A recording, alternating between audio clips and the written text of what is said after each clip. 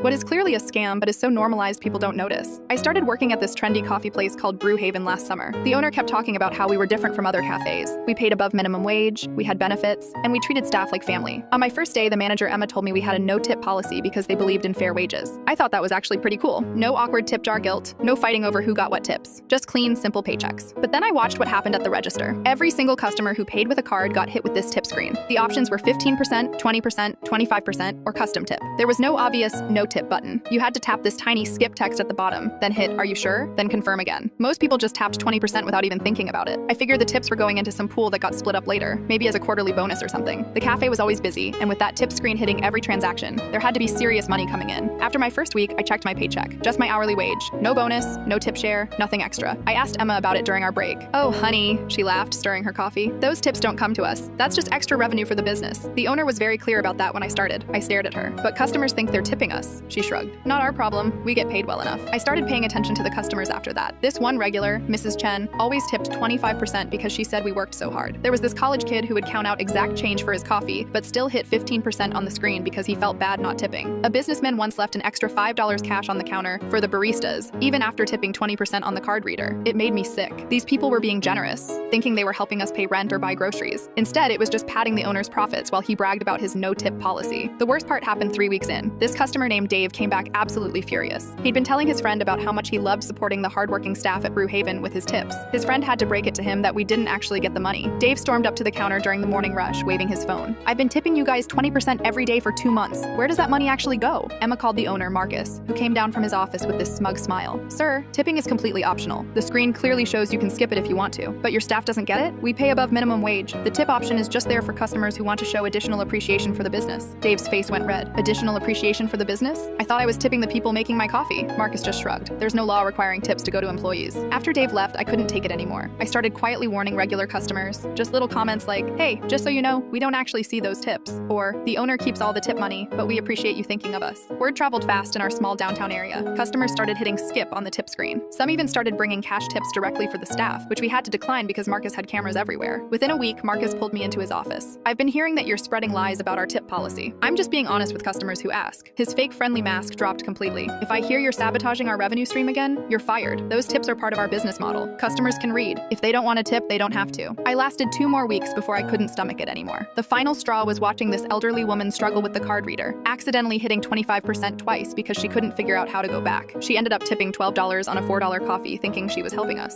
I quit the next day, but before I left, I printed out little cards explaining that staff doesn't receive tips and left them around the neighborhood. Marcus found out and threatened to sue me, but enough customers had already figured it out.